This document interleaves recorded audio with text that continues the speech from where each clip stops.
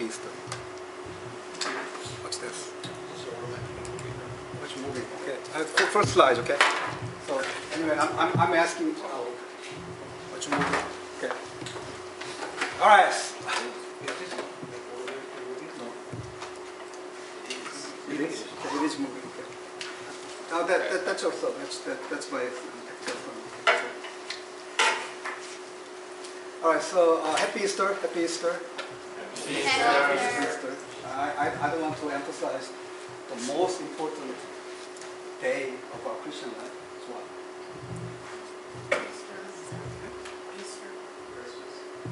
Oh, okay. All right. So those who think Christmas is the most important, raise your hand. Those who practice Christmas is the most important day, practice and raise your hand. Okay.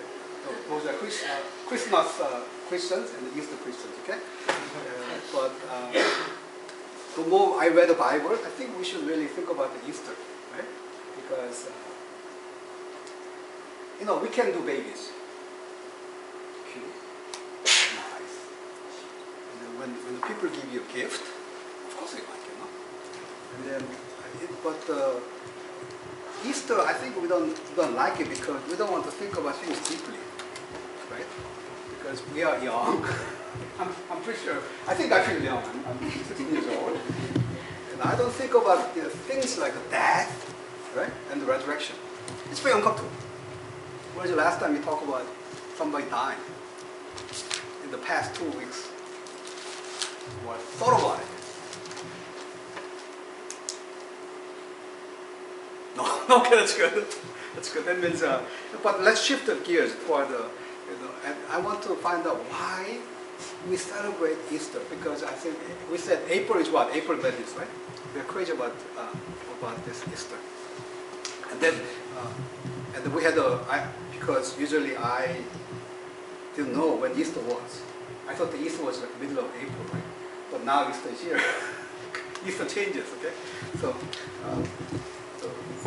let's pray. We need God's help because we need your have to look at the Easter passage carefully, and then we picked Luke 15. And this is one of my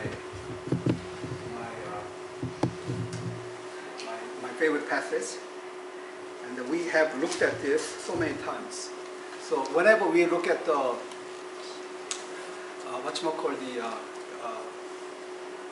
familiar passage, we think we know, right? And then we don't look at it deeply. So let's pray. We need our help. Heavenly Father, thank you for that our brother Jesus died for our sins and rose from the dead according to the Scriptures.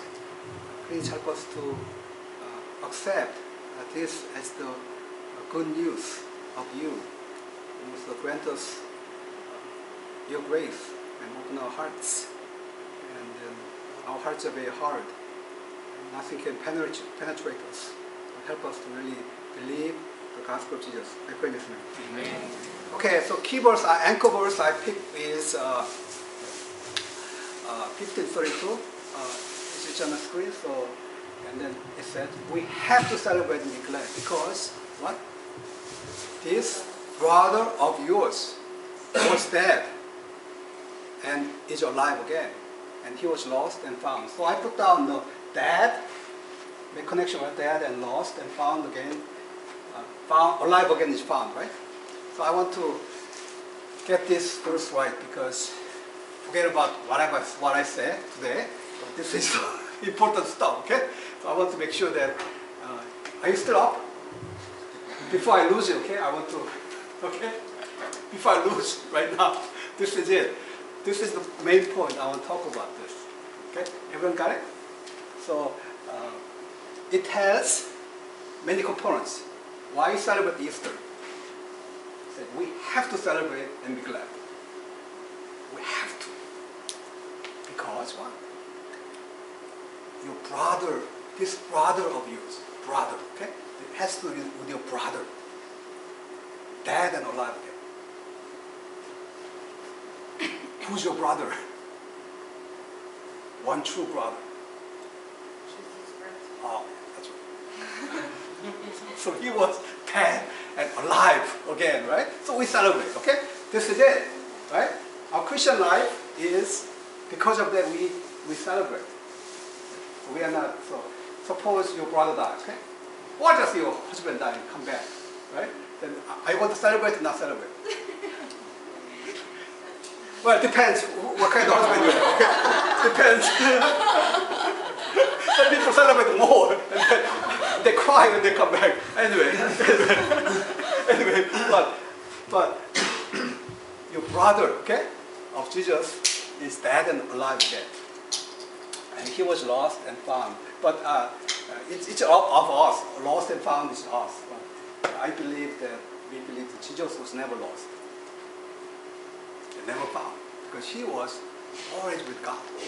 But it has, this is kind of Jesus' story, and then it has our story. So we are going to look at three, okay? Three stories, okay? And then let's look at context. Why Jesus is telling this story, okay? And this is my favorite drawing. I'm not Rembrandt, but I want to picture yourself, okay? Jesus was, what? In the middle. And then people gathered around Jesus, right? And who are these people? Right? Okay, look at the text. Sinners. Just say it loud. Tax collectors and sinners. Tax collectors and sinners, okay? Okay, and then they are having eating together. And then, so Jesus is in the middle, and then there are some women and then some men, okay? They gather around, tax collectors and sinners, okay? And having fun time. And then there are some people looking outside in. And these people, who are these people? Pharisees, church-going people, okay? Church-going people. And the deacons and then the elders of the church, and then they're looking at people and then they muttered. And they said, why? Why Jesus is eating with tax collectors and sinners? Okay. Have you had cases where that you're doing something good? And then, of course, Jesus was helping the helpless people and then bring them to the good news of Jesus. And then this time Jesus was misunderstood. So what do you do when you are right? What you are doing is right. I think Jesus, what Jesus was doing was right. Do you agree? Or he was doing something right? And then he was sharing this criticism.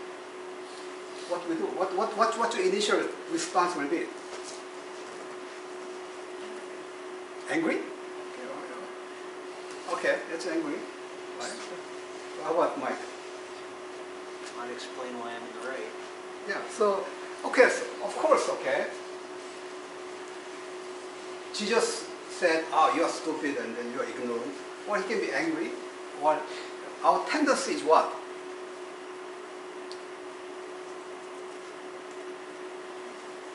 Yeah, irritable and sharp, okay? Like me, okay? So that's my typical response. But here, I want to see the triple grace of Jesus. So I call it triple grace of Jesus. Right? Here, those people who are so angry that they are trying to kill Jesus and found a way to kill Jesus. And then he tells you the most beautiful stories in the Bible. Can you see the triple grace of Jesus? Not just one story, not just two stories, but three stories. So from just initial reaction, I was like, wow, this is the triple grace of Jesus. But on the other hand, when I look at them, And they said, Jesus is telling them, you need some kind of treatment, okay? So, do you know how to treat the AIDS patients? Because they are mutating. So you don't give them one pill. You give them cocktail therapy. You give them 3 pills at the same time. From there, I realized that, wow, we are sick people. Not just, we don't need one story, but we need 3 stories to get it right. And then, let's pray that we have to get it right. What Jesus is doing. Why Jesus was eating and talking to tax collectors. So, I want to see the triple grace of Jesus.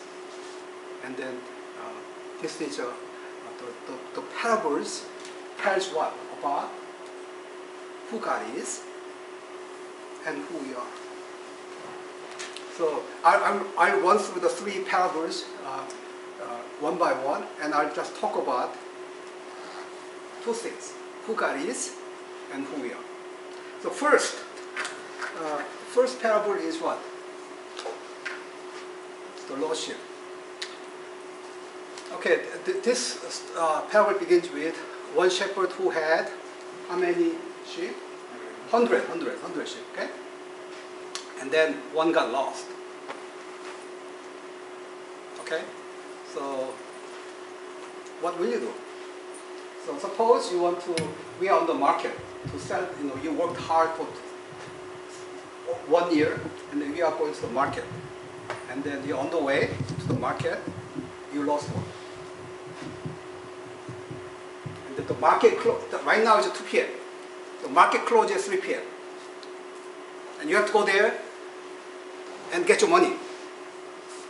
What will you do?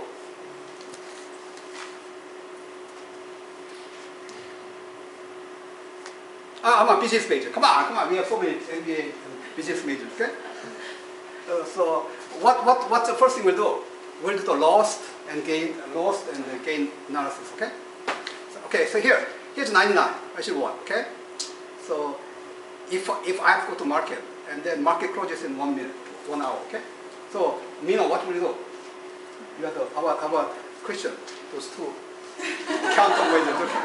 So you are working. You are bringing the ship to the market right now, and then you have to give the money to your owner, the CEO of your company.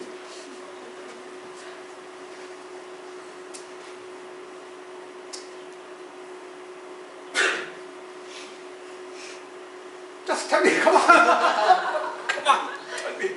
Yeah, right now we have to make this decision right now. Time is ticking.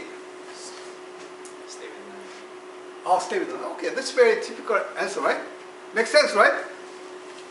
Makes absolute sense. Because you go for the 1 sheep, then what's going to happen? You look 99.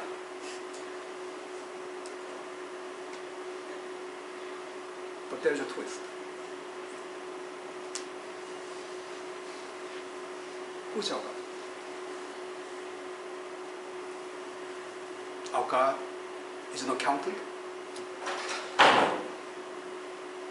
Yes or no?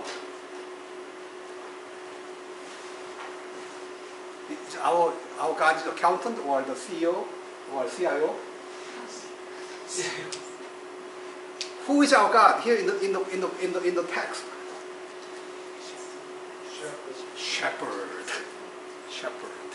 Shepherd who has no MBA degree, right? And then our God look at 1 sheep, and then he thinks. Think about the implication of this sheep. He got lost in the desert. What is it? What's the implication of his life? He got lost.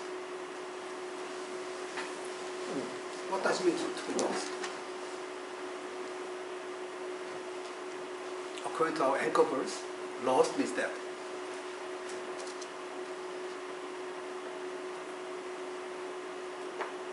And he goes after it. Our God goes after the lost. And the Bible says, until he finds it. until he finds it. So God is a shepherd who struggle hard. He's panicking right now because without him, he will die. And he goes after. And then some shepherd will go searching for the sheep maybe 3 days. That's our limit. But he says, until I found it. And then he finds it, what he does. No, before that, okay, celebrated premature. He put the sheep under his shoulder and carried it. How big is a sheep? It's a couple hundred pounds. 300 pounds, okay? Who can lift the 300 pounds among us? Gideon?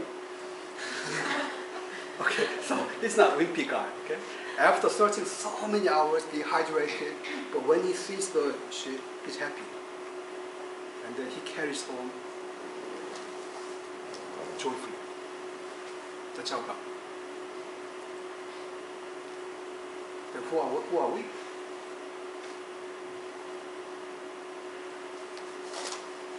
In the Bible, who understood who are we? How do you look at yourself?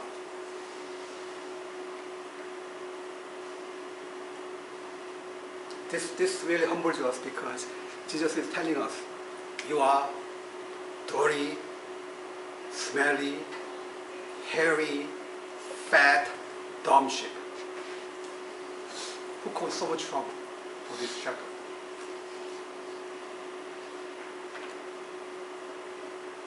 But that's not the story. That's the end because sometimes they're so sometimes we are happy because some goes off. Okay, oh, so happy that guy's off my bag. Okay, but God is not like that.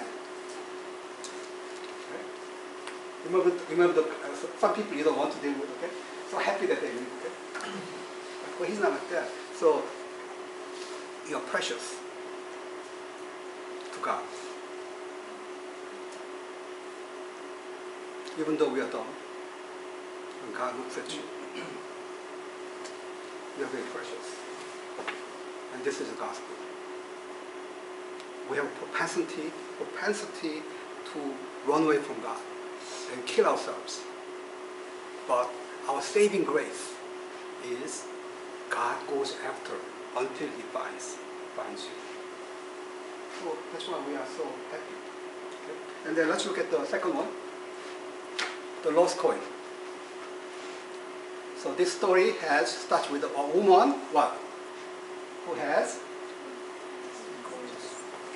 10 coins and the lost one. Okay, so it's a lost coin. Okay, so this story, God wants to tell, I want to say who God is and who we are. Okay, who's God? Who's God? Woman. Okay, woman. Okay. All right. So, how many times you picture God as woman?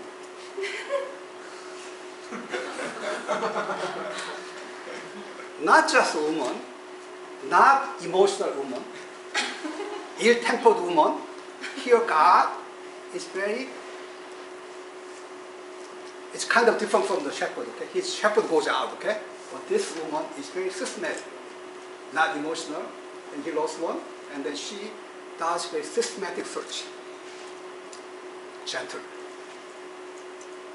Right? Think about that. So it complements the first story. God is a shepherd, strong shepherd, but on the other hand, God is what? Gentle woman. Okay? God is like that. So I really want to think about the grace of Jesus. He is passionate, but when He searches us, He's very careful. So, and then who we are, and then that's the God. And who are we? Who are we?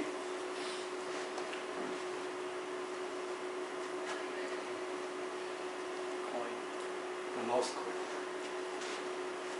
Not just coin, but lost coin. So suppose I give you $100, okay? Cash. It's $1 bill, okay? And you go home and you put somewhere and you have no idea.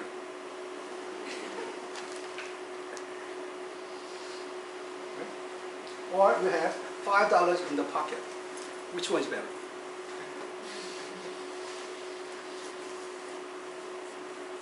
You'll take $100, you don't know where they are, or $5 in the pocket. All right, so accountant, okay? Help us out. How about Stefano? Which one is better? 100 is lost? What? Oh, still, okay. When he finds it, that's better, okay? But right now, present time, when you got lost, the money has no value. I don't care. You want the lottery, okay? $27 million or something, okay? And you lost that ticket. Right? So he's telling you that we are like lost coin. God made us. In our anchor verse for this semester is that God made us in the image of God, right? But we lost it. But still, we have this intrinsic value because God made us. Right? So we are coin, valuable. But we just sitting on the floor, lost. Right? So I think it's very important to remember that we have to really think about who we are. But there are two ways we can kill ourselves, okay? Get lost. One way is what? The two ways. From the first story.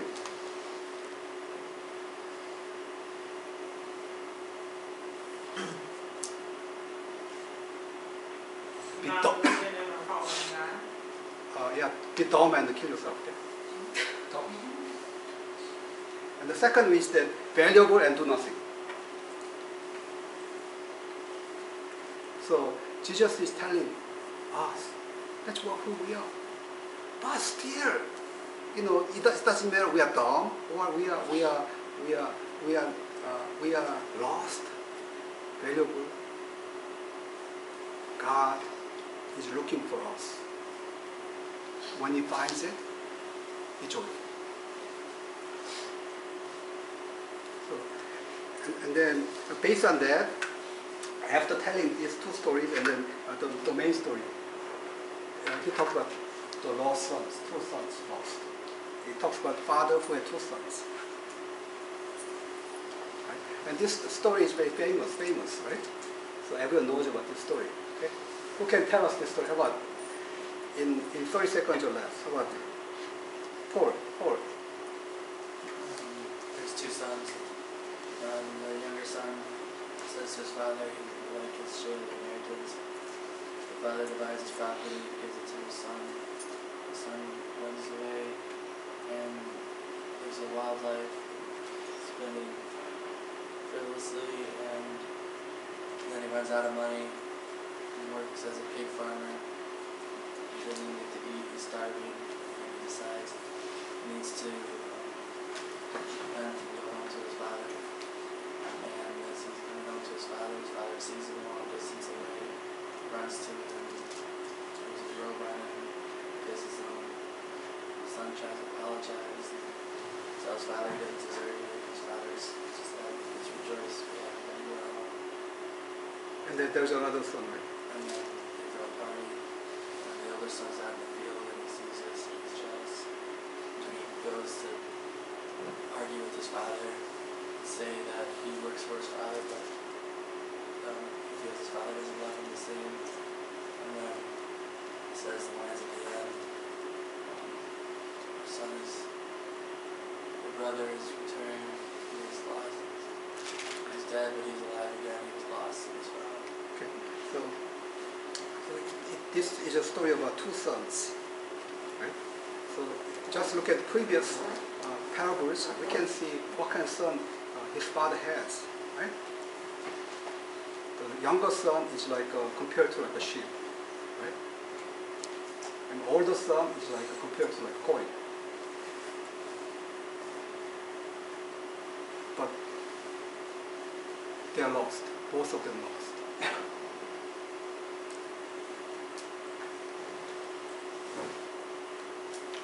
Okay, and then from here let's talk about who God is. Okay, in this story, who God is. Father. Okay, that's true. Correct answer. Is that one? Or?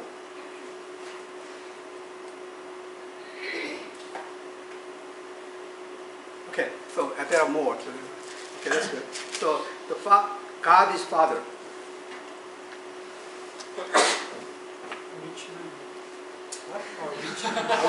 Which father? Okay, which father? Okay, which father? And who had two sons? Okay. And then you have to understand from his father's perspective. And then younger son comes one day, and then he says, "Hey, father, give me my share of estate." Okay. Anything surprising with his request? Because usually, when you get your father's estate, when do you get it? After his father dies. Okay? And this guy comes to, younger son comes to him, give me my share. Basically just saying, kill yourself right now. Commit suicide. I don't need you. I want your stuff. What do you do to this kind of son? Beat him? Okay. Oh, okay. All right, so Gloria, we can send Gloria and then put this guy up, okay?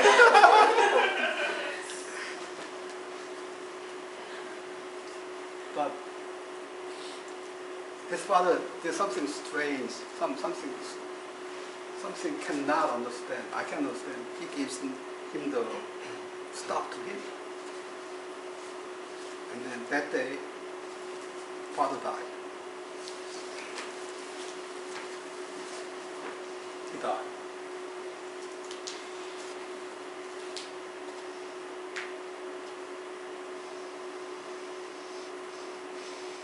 Whenever you love somebody,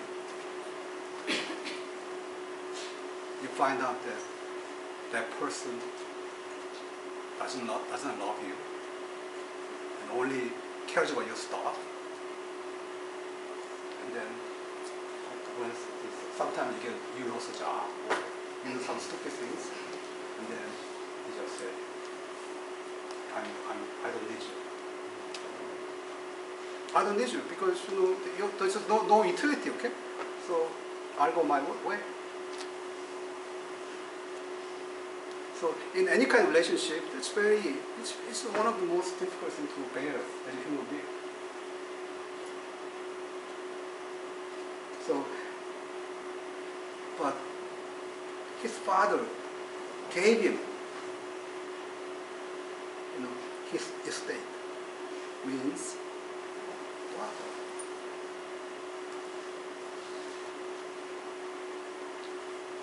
I don't know how he did it. And I'm a very emotional guy. Maybe I'll send the Russian mafia also to this guy. And then there is another son, older son. Right? And his father was so happy. Then his brother came back. He's so happy because father was revived that day when his younger son came back. We think that younger son was revived. No, it's not true. His father was revived. He became alive.